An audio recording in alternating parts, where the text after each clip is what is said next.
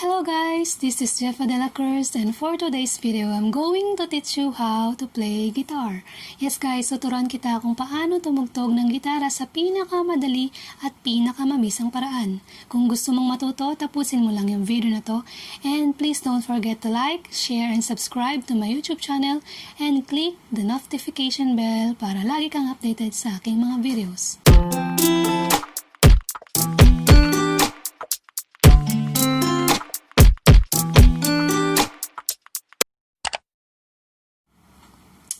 Okay guys, introduce ko muna sa inyo yung gitara. So, ito yung head niya.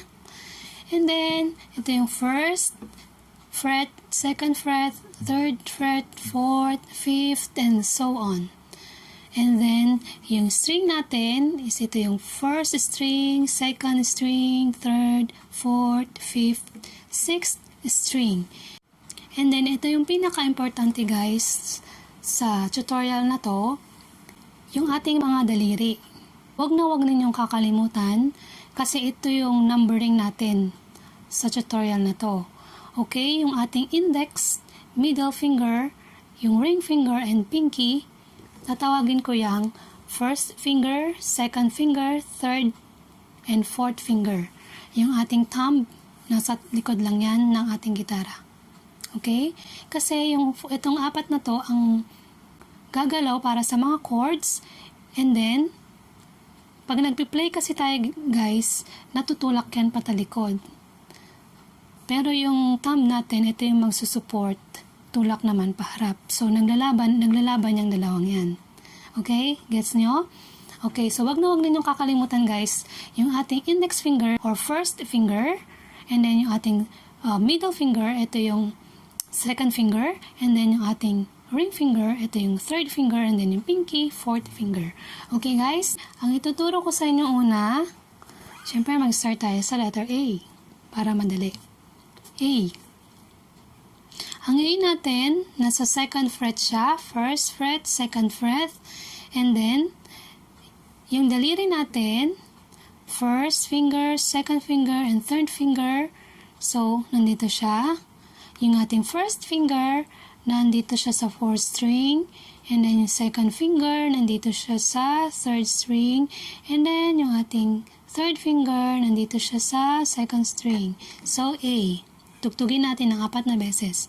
2, 3, 4. A. Huwag ninyong kakalimutan guys, yung tinuro ko sa inyo, yung numbering natin sa mga daliri natin, which is 1, 2, 3. So, para hindi mo makalimutan, ang A natin is 1, 2, 3. A.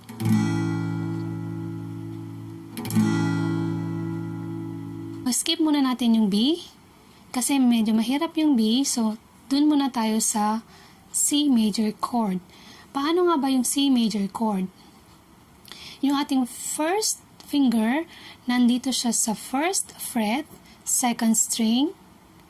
Yung ating second finger, nandito siya sa second fret, fourth string. Yung ating third finger, nandito siya sa third fret, fifth string. So, tugtugin natin ng 4 na beses. C.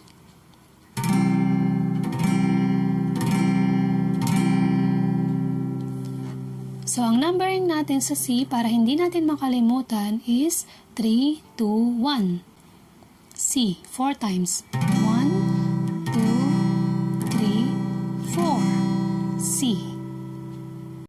And then, next, proceed tayo sa D.